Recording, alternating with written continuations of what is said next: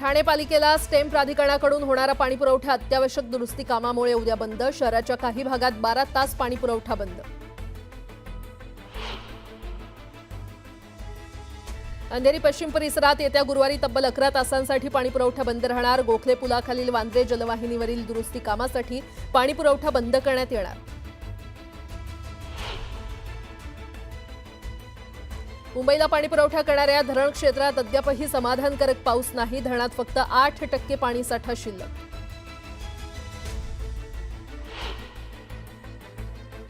जळगावच्या नांदगावात वादळी वाऱ्यासह पावसामुळे 4 एकर क्षेत्रावरील केळीची बाग उद्ध्वस्त। शेतकऱ्याचं लाखो रुपयांचं नुकसान।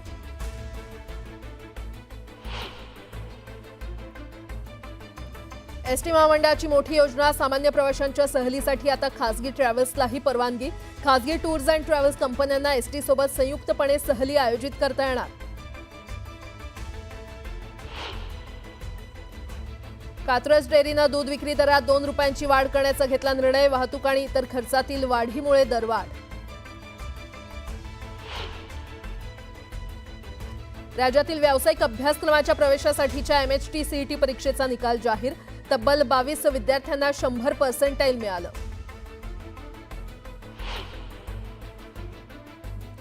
मुख्यमंत्र्यांसह लाखो वारकरी करणार योगासनं। जागतिक योग दिनानिमित्त पुण्यात होणार कार्यक्रम।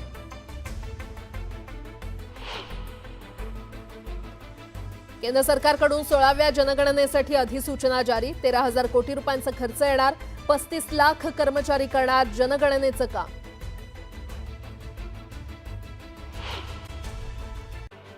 मुंबईसह राज्यात पावसाचा जोर वाढलाय। मुसळधार पावसामुळे पूर पाणी तुंबण्याच्या घटना घडतायत। पावसाचा जोर पुढील 5 दिवस कायम राहणार आहे आणि हवामान खात्यानं पुढील 5 दिवस मुसळधार आणि अतिमुसळधार पावसाचा इशारा दिलाय।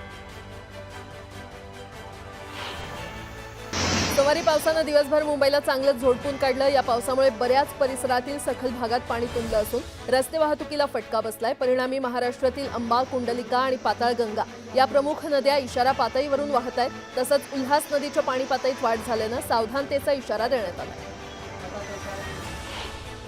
ठाणे जिल्ह्यातील शहरी भागासह ग्रामीण भागात पावसानं दमदार हजेरी लावली आणि त्यामुळे गेल्या 3 ते 4 दिवसांपासून उकाड्यानं हैराण झालेल्या ठाणेकरांना दिलासा मिळालाय। जिल्ह्यामध्ये गेल्या 24 तासात 35.6 मिलीमीटर इतक्या पावसाची नोंद करण्यात आली आहे। कोयना धरण क्षेत्रामध्ये पावसाचा हाहाकार पाहायला मिळाला। मुसळधार पावसामुळे कोयना धरणात 1.7 TMC पाण्याची वाढ झाली असून कोयना धरणात प्रति सेकंद 12,538 क्युसेक पाण्याची आवक सुरू आहे। तर दिवसभरात कोयना धरण क्षेत्रामध्ये 95 मिलीमीटर आणि महाबळेश्वरमध्ये 90 मिलीमीटर पावसाची नोंद झाली आहे। कोल्हापूरच्या राधानगरीत मुसळधार पावसामुळे मौजे चौक गावातील पूल वाहून गेलाय। मौजे चौकीतील पूल वाहून गेल्यानं पुलावरील वाहतूक पूर्णपणे बंद करण्यात आली आहे। सातारा जिल्ह्यातील पश्चिम घाट परिसराला पावसानं झोडपून काढलंय। पावसामुळे कोयना नगर तोरणे रस्त्यावर दरड कोसळली। तर कोयना नगर जवळ ST नाल्यात अडकल्यामुळे 8 प्रवासी जखमी झालेत। दरम्यान कराड चिपळूण मार्गावर देखील पाणी आल्यामुळे वाहतूक पूर्णपणे बंद करण्यात आली आहे। रायगड जिल्ह्यातील 2 नद्यांनी इशारा पातळी गाठलेली आहे। नागोठणे शहराजवळील आंबा नदीनं इशारा पातळी ओलांडली आहे आणि त्यामुळे नागोठणे शहराला जोडणारा हा पूल वाहतुकीसाठी बंद करण्यात आला। मुंबई गोवा महामार्गाची पहिल्याच पावसात दैना उडाल्या। मुसळधार पावसामुळे रत्नागिरी जिल्ह्यातल्या खेडमधील भरणे नाका परिसरातील अंडरपास पाण्याखाली गेलेत। 7 ते 8 फूट उंच असलेले अंडरपास पूर्णपणे पाण्यानं भरलेले आहेत आणि त्यामुळे अंडरपासला लागून असलेला महामार्ग देखील खचलाय।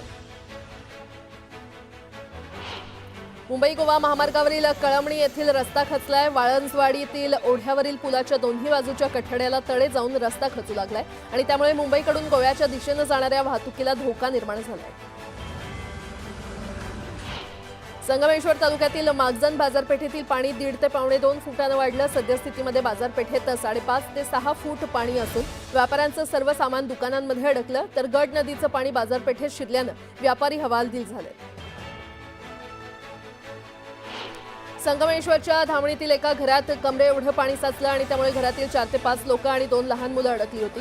दरम्यान ग्रामस्थांनी प्रसंगावधान राखत अडकलेल्या ग्रामस्थांना बाहेर काढलं। ग्रामस्थ आणि पोलिसांच्या मदतीनं सर्वांना सुखरूप बाहेर काढण्यात आलं।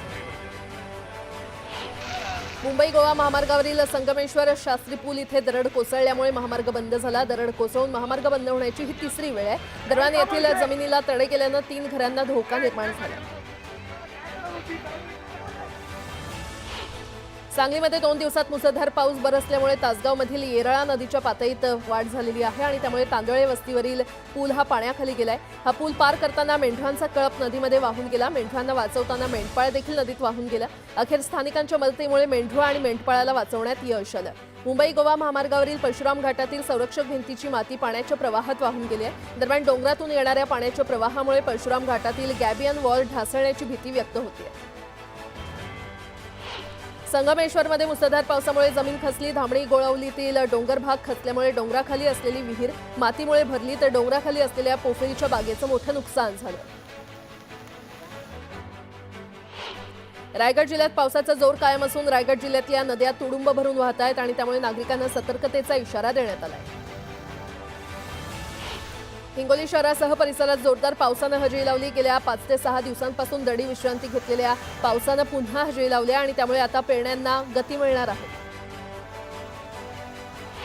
मुंबईच्या उपनगरात जोरदार पाऊस झाला। वादळी वाऱ्यामुळे बोरिवली पश्चिममधील शिंपोली परिसरात झाडं उन्मळून पडल्याच्या घटना घडल्या। अंबरनाथच्या ग्रामीण भागातील चामटोली परिसरात नदी नाले दुथडी भरून वाहत आहेत। ज्या ठिकाणी महालक्ष्मी एक्सप्रेस अडकून पडली होती त्याच भागांमध्ये उल्हास नदीच्या उपनद्यांना मोठ्या प्रमाणात पाण्याचा प्रवाह आहे। मुसळधार पावसानंतर कल्याण शीळ मार्ग पाण्याखाली गेलाय। रस्त्याला नद्यांचं स्वरूप आल्यानं अनेक कार पाण्यात तरंगताना दिसल्या, त्यामुळे वाहतुकीचा वेग मंदावला। रत्नागिरी चिपळूणहून कराडकडे येणारी वाहतूक पर्यायी मार्गाने वळवण्यात आली आहे। कराड चिपळूण मार्गावरील वाजेगाव जवळील पुलाचा भराव वाहून गेलाय आणि त्यामुळे अवजड वाहनांची वाहतूक पूर्णपणे बंद करण्यात आली। जोरदार पावसामुळे पुणे अहिल्यानगर महामार्गावर तुळापूर फाट्याजवळ मोठ्या प्रमाणात पाणी साचलंय। यामुळे वाहनधारकांना नाहक अडचणींचा सामना करावा लागतो। शहापूर तालुक्यात पावसानं जोरदार हजेरी लावली। यावेळी घरावर झाड कोसळल्यानं घराचं मोठं नुकसान झालंय। यामुळे जनजीवन विस्कळीत झालंय। वाशिम जिल्ह्यामध्ये मुसळधार पावसानं जोरदार हजेरी लावली आणि यामुळे शेतकऱ्यांमध्ये आनंदाचं वातावरण आहे। दरम्यान शेतकऱ्यांकडून पेरणीची तयारी सुरू करण्यात आली आहे। बुलढाणा जिल्ह्यामध्ये तालुका स्तरावर आपत्ती व्यवस्थापनासाठी साहित्याचं वाटप करण्यात आलंय। नैसर्गिक आपत्ती आणि पूर परिस्थितीशी सामना करण्यासाठी प्रशासनानं खबरदारी घेतली आहे। ठाणे महानगरपालिकेला स्टेम प्राधिकरणाकडून होणारा पाणीपुरवठा अत्यावश्यक दुरुस्ती कामामुळे बुधवारी 18 जून 2025 रोजी सकाळी 9 ते गुरुवार सकाळी 19 जून 2025 रोजी सकाळी 9 वाजेपर्यंत बंद राहणार आहे। त्या काळात ठाण्याच्या काही भागात 12 तास पाणीपुरवठा बंद असेल। अंधेरी पश्चिम परिसरात येत्या गुरुवारी तब्बल 11 तासांसाठी पाणीपुरवठा बंद राहणार आहे। गोखले पुलाखालील वांद्रे जलवाहिनीवरील दुरुस्ती कामासाठी पाणीपुरवठा बंद करण्यात येणार आहे। जळगावच्या नांदगावात झालेल्या वादळी पावसानं अनेक शेतकऱ्यांच्या शेतीचं नुकसान झालं। नांदगावात 4 एकर क्षेत्रावरील केळीची बाग उद्ध्वस्त झाली। यामुळे शेतकऱ्याचं लाखो रुपयांचं नुकसान झालं। सर्वसामान्य प्रवाशांना धार्मिक स्थळांना भेटी देता याव्यात यासाठी आता खासगी टूर्स अँड ट्रॅव्हल्स कंपन्यांना एसटी सोबत संयुक्तपणे सहली आयोजित करता येणार आहेत, जेणेकरून सामान्यांना कमी खर्चात निवास आणि भोजन व्यवस्थेसह धार्मिक पर्यटनाचा आनंद लुटता येणार। भारताच्या शहरी आणि ग्रामीण भागात तरुण वर्ग तसंच महिलांच्या बेरोजगारीच्या दरात वाढ झालेली आहे। शहरी तसंच ग्रामीण भागात 15 ते 29 वर्ष वयोगटात बेरोजगारीच्या दरातील वाढ ही 17% गेली आहे। केंद्र सरकारच्या सांख्यिकी आणि कार्यक्रम अंमलबजावणी मंत्रालयानं बेरोजगारीच्या दराची ताजी आकडेवारी प्रसिद्ध केली आहे। पुणे महापालिकेच्या निवडणुकीसाठी प्रशासनाकडून प्रभाग रचना केली जाणार आहे आणि त्याचवेळी कोणत्या पक्षाला कोणत्या माननीयांना ही प्रभाग रचना सोयीस्कर होणार अशी ही चर्चा रंगलेली आहे। आयुक्त नवल किशोर राम यांनी अशा चर्चांना मी थारा देत नाही, शासनानं ठरवून दिलेल्या नियमानुसारच प्रभाग रचना होईल, यात राजकीय हस्तक्षेप होऊ देणार नाही अशी स्पष्टोक्ती दिलेली आहे।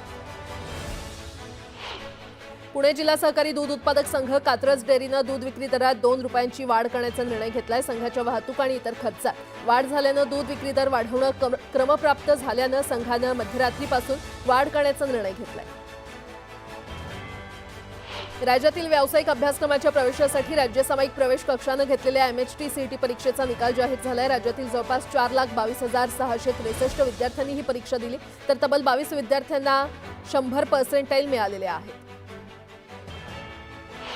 वर्षानुवर्ष संक्रमण शिबिरात दिवस काढणाऱ्या मास्टर लिस्टवरील रहिवाशांना हक्काचं घर मिळावं यासाठी म्हाडानं वर्षभरात 2 कार्यक्रम घेत जवळपास 263 पात्र लोकांना देकारपत्र दिलेलं आहे. पण त्यापैकी केवळ 67 जणांनाच घराचा ताबा दिलाय.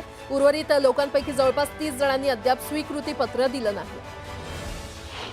गेल्या आठवड्यात झालेल्या ड्रीमलायनर अपघातानंतर एअर इंडियानं आपल्या ताफ्यातील 22 बोईंग 787 विमानं यांची विशेष तपासणी पूर्ण केलेली आहे. तर एअर इंडियाच्या ताफ्यात एकूण 33 ड्रीमलायनर विमानं आहेत. श्री संत ज्ञानेश्वर महाराज आणि श्री संत तुकाराम महाराज यांच्या पालखिया 21 जून रोजी पुण्यामध्ये मुक्कामी आहेत आणि याच दिवशी जागतिक योग दिन साजरा केला जाणार आहे आणि त्यामुळे राज्य सरकारच्या पुढाकारानं पुण्यामध्ये वारकरी भक्तियोग उपक्रम आयोजित करण्यात आलेला आहे.